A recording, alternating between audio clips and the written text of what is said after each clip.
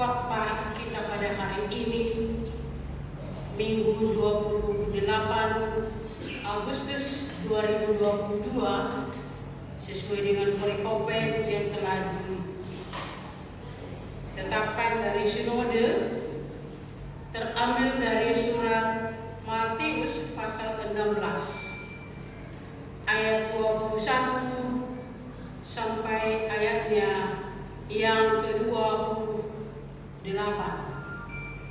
Matius pasal 16 pasal ayat 21 sampai ayatnya yang ke-28. Beginilah firman Tuhan.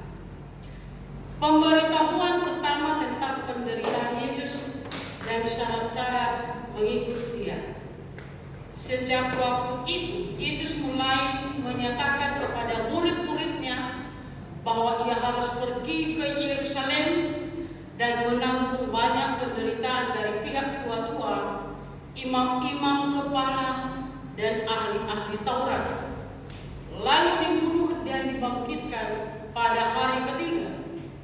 Tetapi Petrus menarik Yesus ke samping dan menegur Dia, katanya, "Tuhan, kiranya Allah menjauhkan hal itu.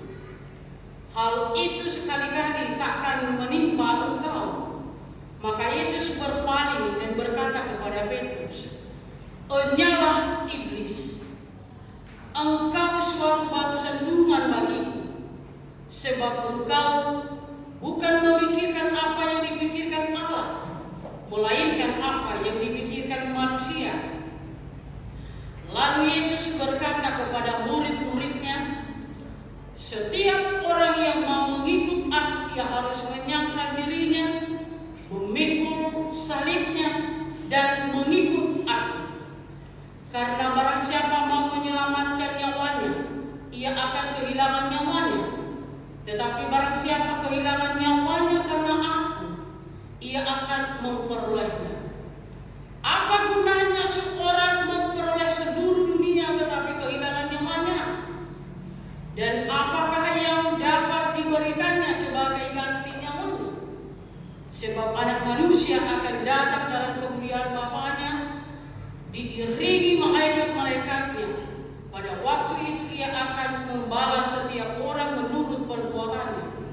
Aku berkata kepadamu, sesungguhnya di antara orang yang hadir di sini, ada yang tidak akan mati sebelum mereka melihat Anak Manusia datang sebagai Raja dalam kerajaannya." Demikianlah pembacaan firman Tuhan. Shalom. Shalom. Yang menjadi tema pemberitaan firman Tuhan pada hari ini adalah menyangkal diri, memikul salib, dan mengikut Yesus. Dalam bahasa Nias, positengah drauke, lu irefau, ba'o drau. Bapak Ibu yang terkasih di dalam Yesus Kristus, nas ini atau firman yang menjadi perenungan kita yang disampaikan oleh Matius, di situ dinyatakan dalam konteks menurut Matius bahwa Injil yang disampaikan ini adalah suatu perkataan Yesus yang sedang mengungkapkan bahwa inti yang menjadi Injil pemberitaan langsung pada dirinya terjadi dan nyata pada ayat 21.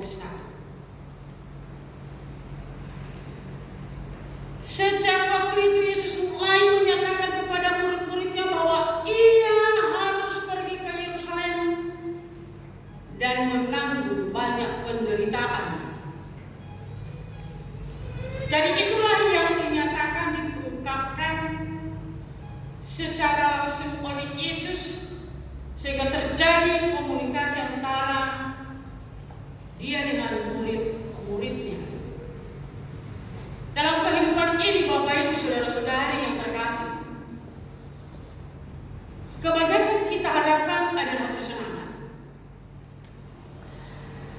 Dan maunya kita tidak mau kalau kesenangan kebahagiaan itu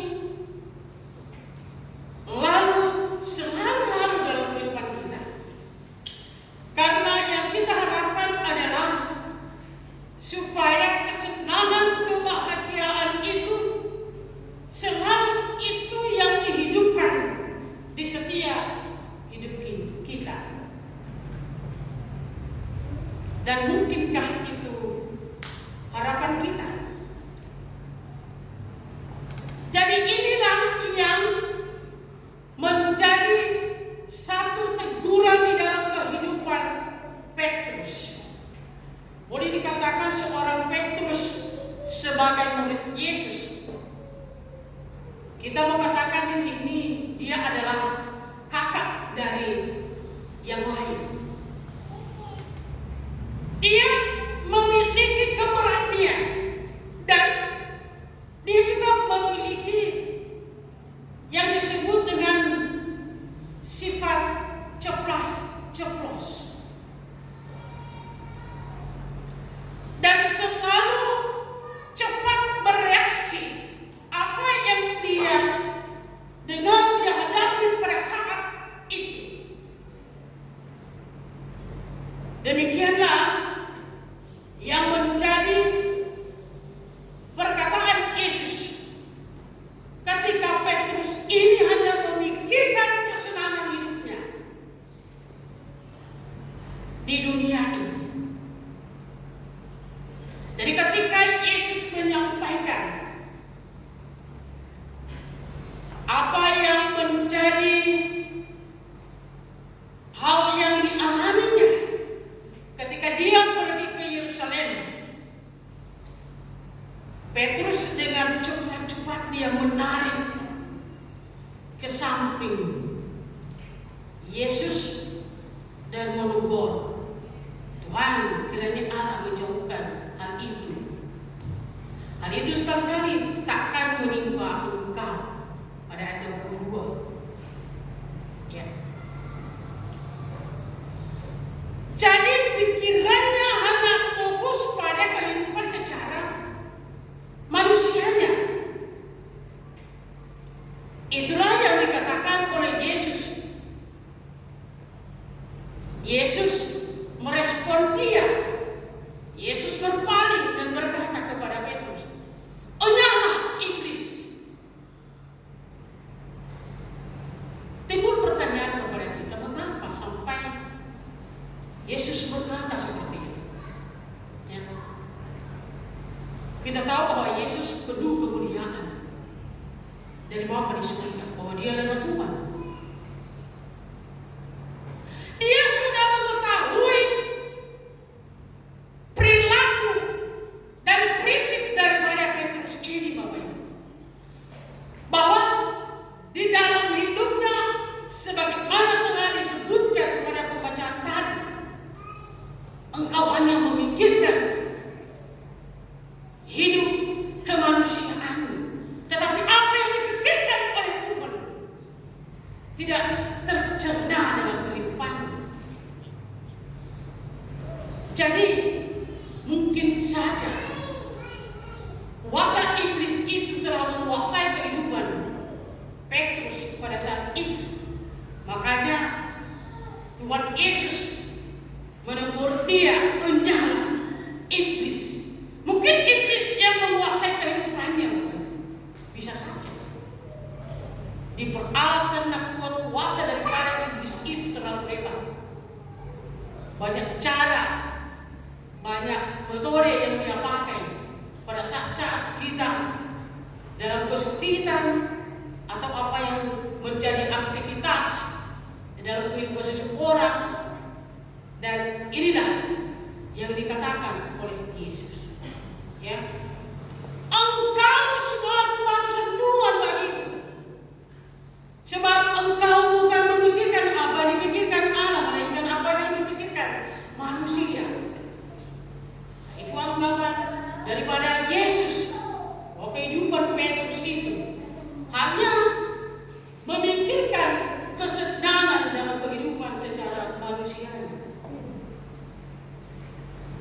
Jadi Bapak Ibu, saudara-saudari yang terkasih dalam Yesus Kristus, tujuan Allah untuk memperlihatkan kemuliaan.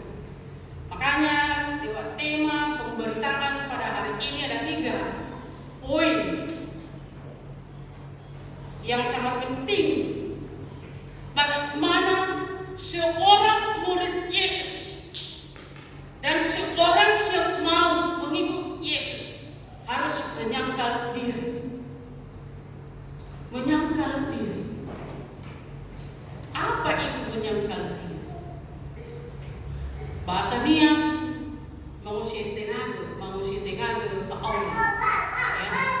Jadi menyangkal diri dalam hal bagaimana kehidupan secara daging, secara keinginan duniawi, kemanusiaan yang sudah dinikmati dan dilihat ketika berada di bumi ini, ketika berada di dunia ini, sebagaimana telah disebutkan kepada Petrus.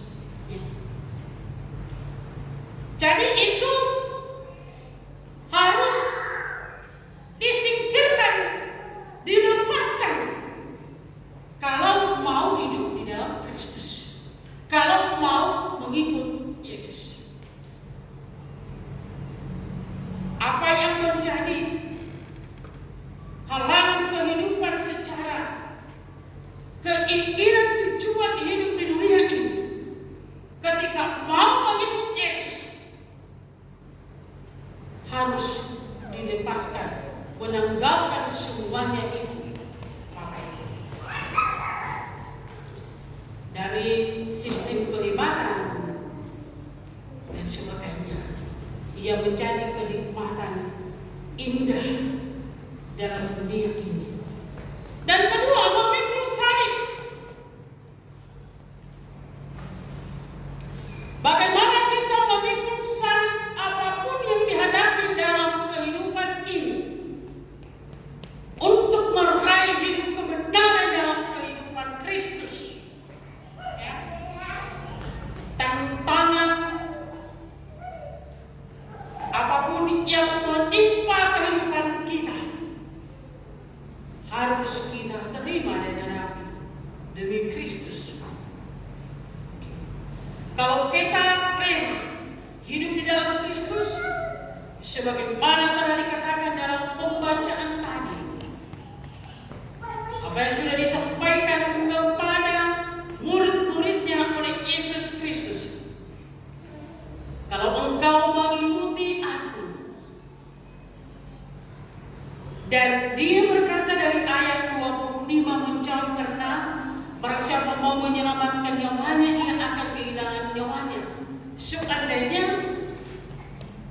dia hanya mengutamakan kehidupan di dunia ini tidak sesuai dengan kehendak daripada Yesus Kristus, tetapi bila engkau mengikuti Yesus Kristus sesuai dengan kehendak daripada Bapa di surga, engkau menjalankan kehidupan, maka nyawa yang diperoleh tidak akan hilang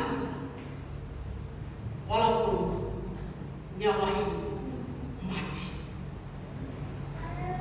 Nyawa di dalam Kristus akan diperoleh oleh seseorang. Nyawa yang betul-betul benar dari Allah Bapa, karena hidup di dalam Dia. Jadi itulah yang diminta oleh Kristus kepada pengikut-pengikutnya. Rela berkorban. Ya. Kalau diibaratkan dalam kehidupan sebagai umat Tuhan pada saat ini, apapun yang Tuhan berkati di dalam kehidupan kita masing-masing, tidak pernah ada yang mengatakan aku rugi, tetapi berbuat dengan penuh kerelaan hidup sampai merelakan segalanya untuk Tuhan Yesus, dan tidak pernah kecewa. Dia mengatakan, untung bagiku Sebagaimana kata Paulus, setelah dia mencari pengikut Kristus dan dia berkata, untung bagiku Kristus, rugi bagiku apa yang sudah saya lakukan. Jadi Bapak Ibu yang terkasih dalam Yesus Kristus, di dalam kehidupan sebagai orang yang percaya, sebagai orang yang telah mencari pengikut Kristus, harus memikul standar. Artinya apa yang sudah menjadi tantangan dalam kehidupan yang sudah dialami dan bahkan akan terjadi, dihadapi dan dijalani dengan kebenaran dalam Kristus Yesus. Ketika mengikut Yesus, ikut Yesus berarti apa yang sudah dijalankan oleh Yesus selagi dia berjuang untuk keselamatan dunia ini, walaupun dia tidak berdosa, pengikutnya harus menjalankan seperti itu. Ya. Sakit, pahitnya, kesulitan, kecil besar, dan tantangan berbagai apapun, ya, selalu dihadapi sebagaimana Yesus hingga sampai mati di kayu salib. Bapak Ibu yang terkasih, siapa yang membunuh Yesus? Bukan orang lain seperti orang yang biasa-biasa saja, Bapak Ibu. Telah disebutkan tadi, mereka adalah tokoh-tokoh agama Yahudi, ahli-ahli Taurat, imam-imam. Ya, bukan masyarakat biasa, bukan rakyat biasa, tapi mereka yang telah punya kuasa. Bukankah itu menjadi pertanyaan besar bagi kita sampai pada saat ini? Mengapa bisa terjadi? Inilah penyakit yang sering terjadi dan yang ada sampai saat ini. Karena persaingan kehidupan ini di dunia ini, Bapak Ibu, kalau ia disebut hebat, ya, disebut kepada seseorang, oh orang itu hebat, berarti terjadi pemikiran yang mungkin membawa pemikiran dalam hal negatif dan sebagainya. Jadi Bapak Ibu yang terkasih, setiap orang percaya yang menjadi pengikut Yesus harus memikul penderitaan. Segala unsur-unsur yang membuat hebat, seperti angkuh, menganggap diri benar dalam kemanusiaan, harus disingkirkan. Ya.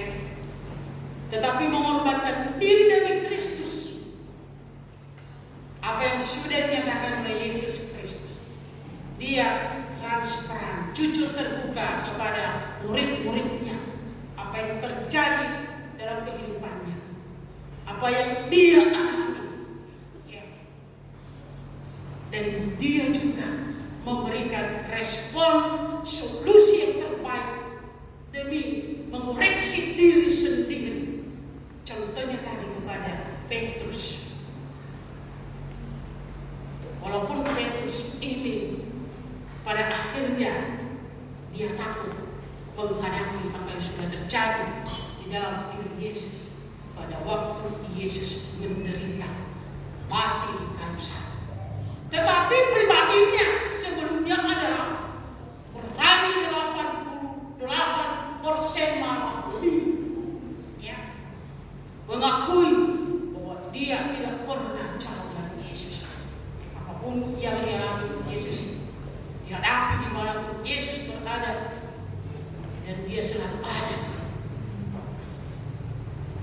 Bapak Ibu yang terkasih, adakah kita seperti Petrus? Mungkin kita menjawab dalam hati kita masing-masing. Jika kita bersedia menjadi pengikut Yesus yang benar, dan kita ini adalah pengikut Kristus, tapi saya kurang tahu bagaimana pendirian kita masing-masing kepada sesama kita atau kepada diri kita sendiri. Kita jawab itu semua pada diri kita sendiri. Bersedia mengikut Yesus yang mengalami apa yang dialami oleh Yesus. Jadi ketika hal ini Bapak Ibu, suatu perintah Yesus, wajib dijalankan. Kehidupan ini ada pada genggaman Sang Juru Selamat. Jangan salah arah. Dan yang terjadi dalam kehidupan Yesus Kristus kemenangan. Mengapa dia bangkit pada hari yang ketiga? Untuk menyatakan kebenaran dalam kehidupannya, bahwa maut itu tidak menguasai, dan siksaan yang sudah dia terima itu semua tidak menguasai dia. Memperlihatkan kebenaran dan kebenaran Allah Bapa di surga dalam kehidupannya. Begitulah yang diharapkan kepada kita semua Bapak Ibu. Apa yang kita alami dalam hidup ini, ya, cemooh, penderitaan, sakit penyakit, apapun yang melanda kehidupan kita, godaan iblis, dan iblis seakan-akan menguasai kehidupan kita. Bila kita hidup dalam kehendak Kristus Yesus dan menjalankan kehidupan apa yang sudah Dia perlihatkan, nyatakan dalam kehidupan kita, akan terlewatkan dan terlepas kita dari semuanya itu, hidup di dalam damai sejahtera. Dan itu semua akan mencapai tujuan iman kita adalah tentang hidup yang kekal. Amin. Galatia pasal 2 ayat 20 ayat hafalan. Galatia pasal 2 ayat 20a. Saya baca dari sini. Namun aku hidup, tetapi bukan lagi aku sendiri yang hidup, melainkan Kristus yang hidup di dalam aku. Kita sama-sama mengucapkan. Namun aku hidup, tetapi bukan lagi aku sendiri yang hidup, melainkan Kristus yang hidup di dalam aku. Kita berdoa. Terima kasih Bapa di surga. Firman-Mu yang telah diberitakan dalam kehidupan kami melalui Roh Kudus. Kau berkati, dan kami selalu tetap berkomitmen bahwa kami mengikuti jejak Kristus Yesus sebagai Juru Selamat. Kepadamu kami berdoa dan bersyukur.